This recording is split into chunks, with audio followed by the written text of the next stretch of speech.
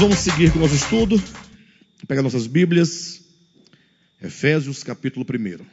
Bem, vamos ler aqui no capítulo 1 de Efésios, do versículo 15 até o versículo 23.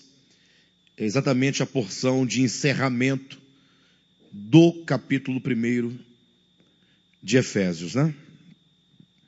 Diz assim o texto: por isso também eu, tendo ouvido a fé que há entre vós no Senhor Jesus e o amor para com todos os santos, não cesso de dar graças por vós, fazendo menção de vós nas minhas orações, para que o Deus de nosso Senhor Jesus Cristo, Pai da glória, vos conceda espírito de sabedoria e de revelação no pleno conhecimento dele, iluminados os olhos do vosso coração, para saberdes qual é a esperança do seu chamamento, qual a riqueza da glória de sua herança nos santos, e qual a suprema grandeza do seu poder para com os que cremos, segundo a eficácia da força do seu poder, o qual exerceu ele em Cristo, ressuscitando-o dentre os mortos e fazendo-o sentar à sua direita nos lugares celestiais, acima de todo principado e potestade, e poder e domínio e de todo nome que se possa referir,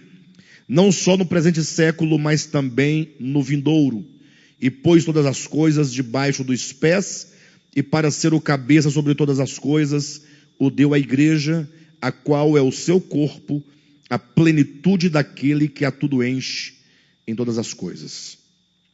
Amados, chegamos aqui nessa porção, uma porção extremamente rica,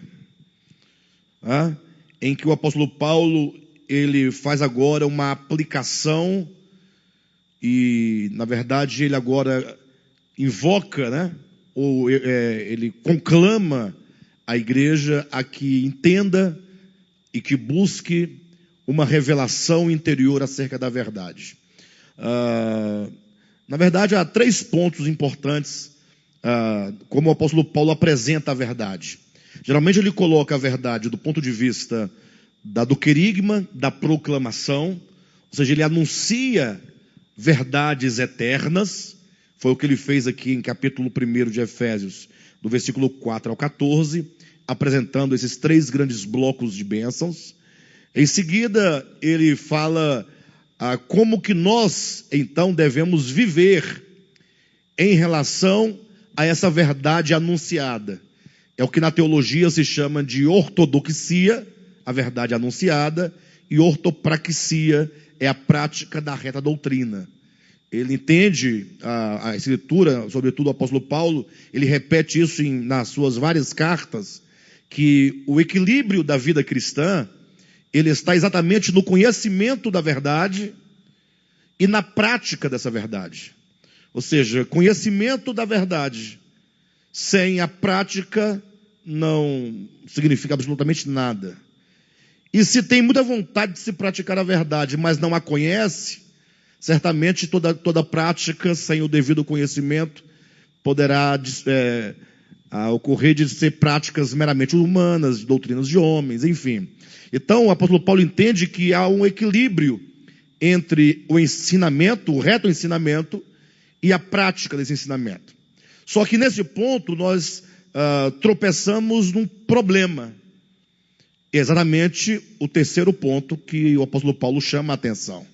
Não somente o conhecimento intelectual da verdade, a necessidade da prática dessa verdade, como nós nos relacionamos à verdade compreendida no entendimento, como nós reagimos a essa verdade que nos foi trazida por meio do ensinamento apostólico.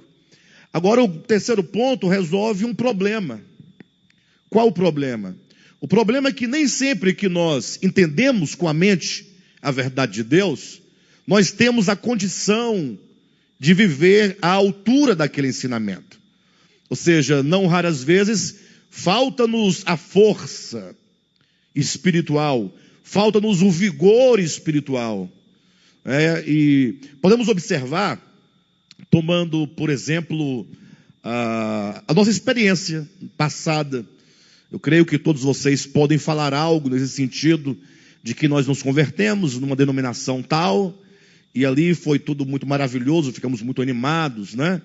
e de repente nós estávamos tão envolvidos e tínhamos tamanho comprometimento com aquela instituição, tínhamos zelo com aquela instituição e tínhamos fidelidade para com aquela instituição, de modo que nós dedicamos tempo, nossa vida, dinheiro, e investimos muito nessas instituições, até que num dado momento você começou a desconfiar de que alguma coisa estava errada.